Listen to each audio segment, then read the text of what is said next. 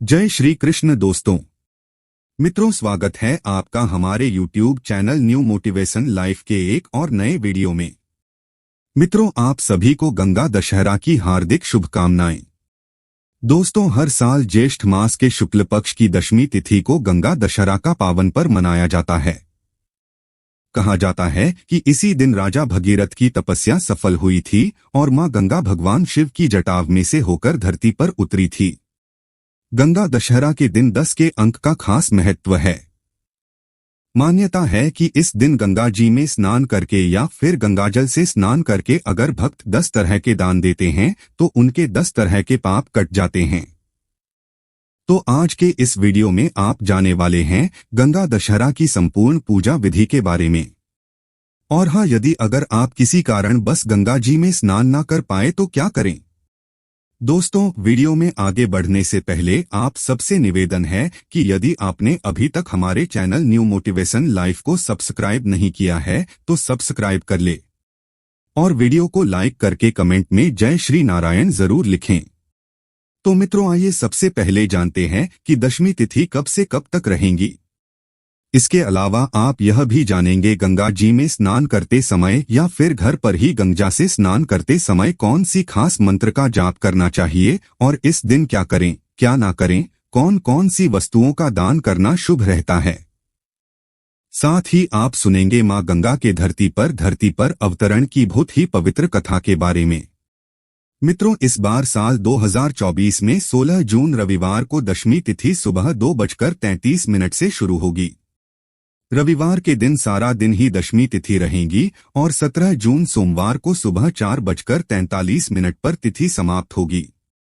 इसलिए उदय तिथि के अनुसार रविवार के दिन ही गंगा दशहरा का पर्व मनाया जाएगा। इस दिन हस्त नक्षत्र और चित्र नक्षत्र का शुभ योग बन रहा है।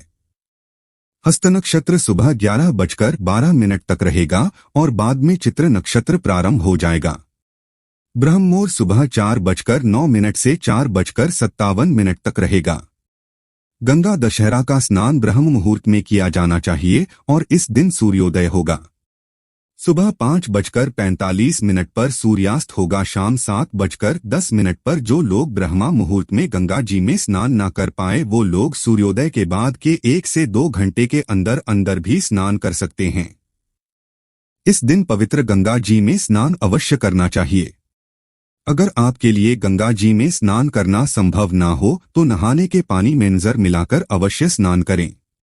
अभिजीत मुहूर्त दोपहर बजे से 12:54 तक रहेगा। गंगा दशहरा का दान करने के लिए अभिजीत मुहूर्त बहुत ही शुभ माना जाता है और इस दिन गौ माता की पूजा गोधूली बेला में करने से समस्त मनोकामनाएं पूरी हो जाती है। गोधूली बेला शाम 6:38 से 6:59 तक रहेंगी। गोधूली बेला में यदि गऊ माता की पूजा करके गौ माता की परिक्रमा की जाए तो सभी देवी देवता संतुष्ट होकर ऐसे जातकों पर अपना आशीर्वाद बनाए रखते हैं। रविवार के दिन राहु 4:30 बजे काल शाम से 6 बजे तक रहेगा। राहु काल को अशुभ मुहूर्त में गिना जाता है। वैसे तो गंगा जी में स्नान करना हमेशा ही शुभ माना गया है क्योंकि गंगा जी को मोक्षदायिनी कहा जाता है। गंगा जी में जाकर हमारे सारे पाप धुल जाते हैं, लेकिन गंगा दशहरा के दिन गंगा जी में स्नान करने का खास महत्व है और इस दिन गंगा जी में 10 बार डुबकी लगाने की बात भी कही गई है। इसके अलावा आप मां गंगा के मंत्र का कम से कम 10 बार जा कर सकते हैं। अगर आप गंगा स्तोत्र पढ़ रहे हैं तो आप इस दिन गंगा जी में खड़े होकर 10 बार स्तोत्र पढ़ सकते हैं। मान्यता है कि ऐसा करने से आपके पाप तो कटते ही हैं, साथ ही व्यक्ति को धर्म, अर्थ, काम और मोक्ष की भी प्राप्ति होती है। गंगा जी का पूजन करने के बाद 10 चीजों का दान किया जाता है, लेकिन दान हमेशा जरूरतमंद व्यक्ति को ही देना चाहिए। ये चीजें हैं जल, अन्न, फल, वस्त्र, पूजन या फिर सुहागी सामग्री, घी, नमक, तेल, शक्कर और सोने का दान। और इन सभी दानों में से जल और अन्न के दान को महादान माना गए हैं। तो जल के रूप में आज के दिन आप प्यासे लोगों को पानी पिला सकते हैं, शरबत का दान कर सकते हैं और छत पर पक्षियों के लिए दाना पानी रख सकते हैं। पशुओं के लिए पीने के पानी की व्यवस्था कर सकते हैं। अगर आप सोने का दान ना कर पाए तो आज के दिन धार्मिक पुस्तकों का दान भी आप कर सकते हैं। आज के दिन गंगा जी में स्नान करने से 10 तरह के पाप कट जाते हैं और ये 10 तरह के पाप जो होते हैं वह 3 तरह के होते हैं, दैहिक, वाणिक और मानसिक। दैहिक पाप वो होते हैं जैसे किसी की वस्तु को बिना उसकी परमिशन के रख लेना, निश्चित हिंसा करना, किसी भी प्रकार की हिंसा करना पर स्त्री संगम। इन 3 तरह के पापों को दैहिक पाप कहते हैं और वाणिक पाप होते हैं किसी को कड़वा कहना, किसी का दिल दुखाना, झूठ बोलना, चुगली करना और अपने वचनों द्वारा, अपनी बोली के द्वारा दूसरे के मन को दुखाना, झूठी गवाही देना। इस तरह के पाप वाणी से होने वाले पाप होते हैं। मानसिक पाप दूसरों के धन को लेने का विचार करना, मन में किसी का बुरा सोचना या फिर किसी को गलत काम करने के लिए प्रेरित करना। इस तरह के पाप मानसिक पाप होते हैं, तो ये सभी पाप गंगा जी में स्नान करने से धुल जाते हैं। इसलिए इन पापों को ना दोहराने के लिए और अपने पापों का प्रेषित करने के लिए आज के दिन भक्तों को गंगा जी में स्नान जरूर करना चाहिए। धार्मिक मान्यताओं के अनुसार के दिन ही राजा भगीरथ के कठिन तपस्या करने के बाद मां गंगा जी स्वर्ग लोक से धरती पर अवतरित थी। इसलिए इस दिन का महत्व बहुत ज्यादा है और ऐसा करने से पितरों को भी मुक्ति मिल जाती है, पितरों का आशीर्वाद भी प्राप्त होता है। तो गंगा दशहरा के दिन आप पितरों के निमित्त जल का तर्पण, तिल से तर्पण, पिंडदान, श्राद्ध आदि जरूर करें। अपने पितरों को जरूर याद करें और पितरों के नाम से कुछ ना कुछ दान करें। हो सके तो गंगा जी में स्नान जरूर करें। अगर गंगा जी में स्नान करना संभव ना हो तो घर पर ही नहाने के पानी में गंगाजल की कुछ बूंदें डालकर मां गंगा जी का ध्यान करते हुए और मां गंगा जी से प्रार्थना करते हुए आप स्नान करें। घर के मंदिर में दीप जलाकर मां गंगा जी की पूजा अर्चना करें। घर में मंदिर में घर के मुख्य द्वार पर गंगा जल का छिड़काव करें और ओम नमो गंगाए विश्वरूपण्ये नारायणाय नमो नम इस मंत्र का जाप करें।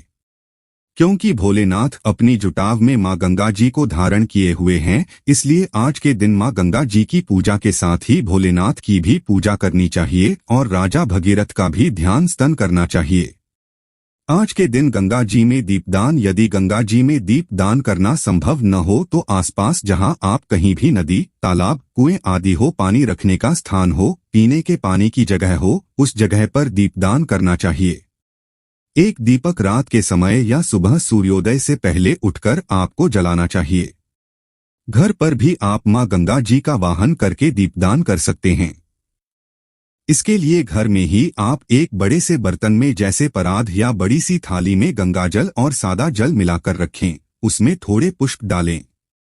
लाल, सफेद, पीले जो भी पुष्पा आपको मिल जाए वो डालें। कच्चा दूध, थोड़े से काले तिल डालें, अक्षत डालें। मां गंगा जी का हाथ छोड़कर ध्यान करें और फिर आप आटे के दीपक या फिर जो दोने आते हैं, जिस तरह से हम गंगा जी में दीप दान करते हैं, पत्ते के धोने या फिर आप साधारण से मिट्टी के दीपक भी उस परात में या थाली में रखकर जला सकते हैं।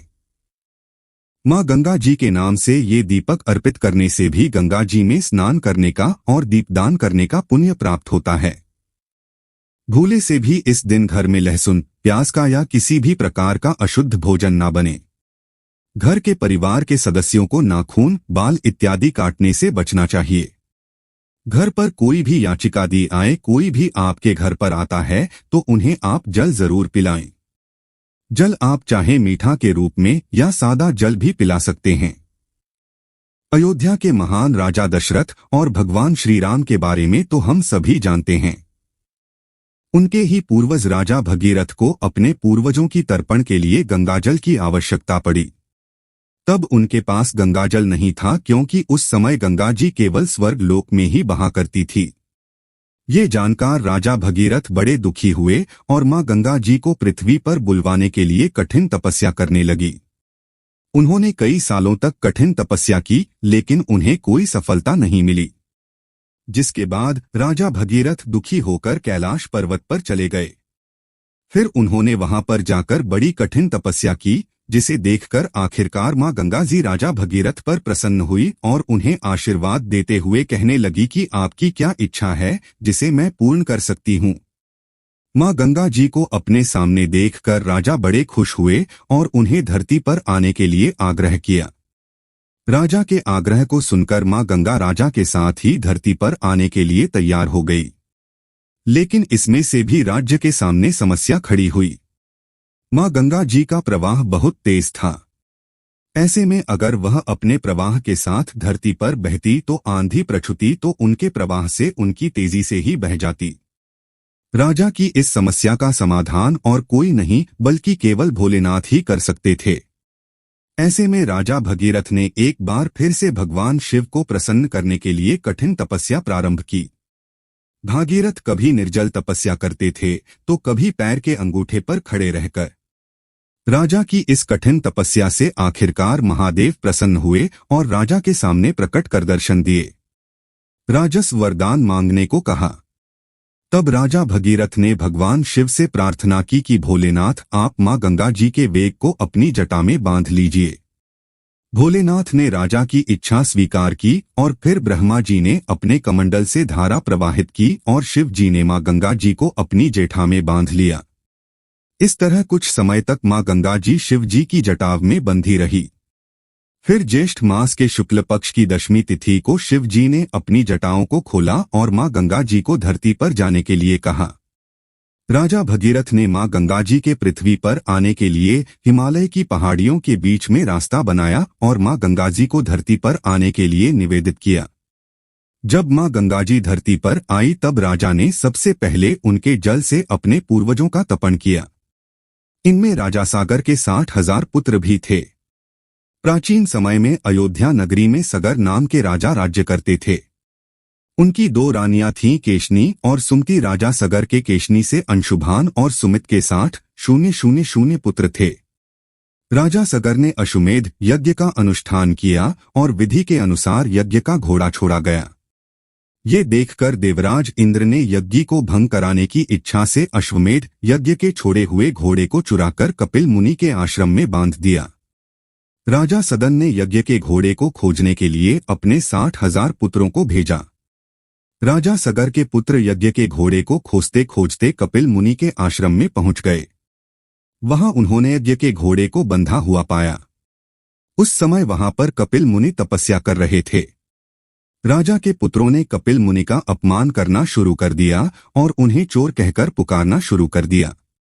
इस कोलाहल से कपिल मुनि की समाधि भंग हो गई और इस पर उन्हें बहुत तेज क्रोध आया और इस तरह राजा सकर के सारे पुत्र कपिल मुनि की क्रोध आग्नि में चलकर भस्म हो गई। राजा सगर ने अपने पुत्र अंशुमान को अपने भाइयों को खोजने के लिए भेजा।